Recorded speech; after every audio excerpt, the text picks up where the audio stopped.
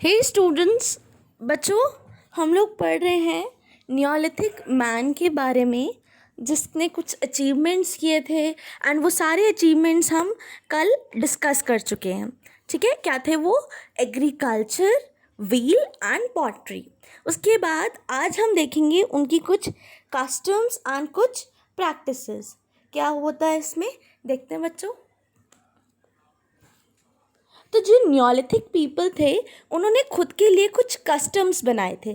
Customs क्या? रीति रिवाज आप समझ सकते हो। And practices, customs and practices, रीति एंड रिवाज।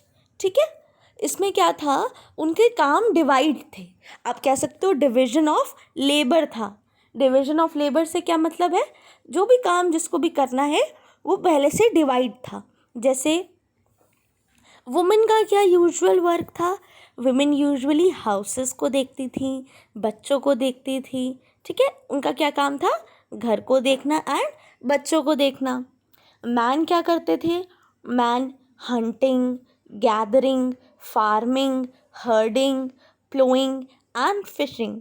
ये सारे वर्ड्स हम लोग पढ़ चुके हैं। हंटिंग पता है हमें, गैदरिंग पता है, फार्मिंग, हर्डिंग मतलब चराना, जो भी एनिमल्स हैं उनका ध्यान रखना। ठीक है, प्लोइंग हमें पता है, सींचना, एंड फिशिंग। ये सारे काम कौन करता था? मैन करते थे। चिल्ड्रन, अब बच्चों का क्या काम था? वो प्लांट्स का ध्यान रखते थे। जो भी एनिमल्स या बर्ड्स होते थे जो उगाई गई क्रॉप्स को खा सकते थे बच्चों, उनका ध्यान बच्चे रखते थे, उनको वो भगा देते थे। ठीक है, इसके अलावा बच्चों मैन क्या करते थे? Man usually made pots, baskets, tools and beads. ये भी किसका काम था? मैन का काम था। तो अभी तक हमने मैन के कौन कौन से काम देखे। मैन क्या करते थे? Hunting, gathering, farming, herding, ploughing and fishing. इसके अलावा पॉट्स बनाते थे, बास्केट्स बनाते थे, टूल्स एंड बीट्स भी वही बनाते थे। अब बच्चों इनमें से ही एक लीडर हुआ करता था। लीडर कौन था? जो सबसे ज़्यादा बड़ा हो, सबसे ज़्यादा ओल्ड हो। ठीक है, एज में सबसे ज़्यादा बड़ा हो, एंड उसी को सबसे ज़्यादा समझदार, सबसे ज़्यादा वाइजेस्ट भी माना जाता था। और क्या इनके कस्टम्स थे वो भी देखते हैं हम। ये लोग पूजा करते थे, किसकी पूजा करते थे? अर्थ की यानी धरती की, सन की, वाटर की, फायर की एंड काऊ की। ये लोग पूजा करते थे। बच्चों हम लोग देखें तो हमारा जो मॉडर्न सिस्टम है कहीं ना कहीं इसी से डिराइव्ड है, इसी प्लेस से डिराइव्ड है। यूजुअली अभी आप देखो, अब तो कोई डिफ्रेंसिएशन नहीं है मेन और विमेन में, लेकिन आप देखो मैक्सिमम इंडिया में जो विमेन होती हैं वो क्या करती हैं? अपने घर एंड बच्चों को देखती हैं। ठीक है, मैन का काम क्या माना जाता है कि अब वो हंटिंग पे नहीं जाता वो, लेकिन वो बाहर जाके गैदरिंग करता है, किस चीज़ की मनी कमाएगा। ठीक है, ये वर्क हम लोग किसके कंसिडर करते हैं? मैन के। इसके अलावा बच्चे प्लांट्स वगैरह देख लेते हैं। तो आप देखो कहीं ना कहीं, कम्प्लीटली नहीं, अब काफ़ी चेंजेस आ चुके हैं, बट कहीं ना कहीं हम लोग अपने पास से एसोसिएटेड है। धरती की हम अभी भी पूजा करते हैं, सन की पूजा करते हैं। वाटर को बच्चों हम लोग वेस्ट करने लगे हैं, इतना ध्यान नहीं देते, but water is also very important. आप यहीं से समझ सकते हैं वो कितना इम्पोर्टेंट है। ठीक है, इसके अलावा बच्चों वो लोग क्या करते हैं? काऊ की पूजा करते थे, तो हम भी अब काऊ की पूजा की जाती है हमारे यहाँ भी।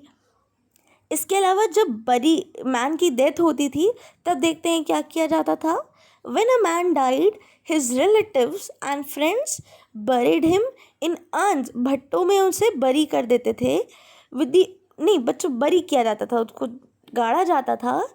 With the objects that he use during his life times. उसे किन किन चीज़ों के साथ गाड़ा जाता था? उन सारी चीज़ों के साथ जो वो अपनी लाइफ में यूज़ करता होगा। अब ऐसा क्यों करते थे? इसका आप सीधा सा मतलब ये समझ सकते हो कि वो लोग आफ्टर लाइफ में बिलीव करते थे।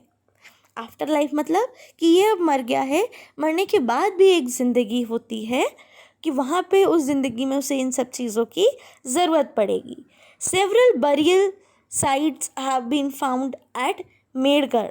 मेडगढ़ में बहुत सारी ऐसी साइट्स पाई गई हैं जहाँ पे वो लोग दफनाए जाते थे, बरी किए जाते थे। ठीक है बच्चों, हमने आज ये टॉपिक कंप्लीट किया।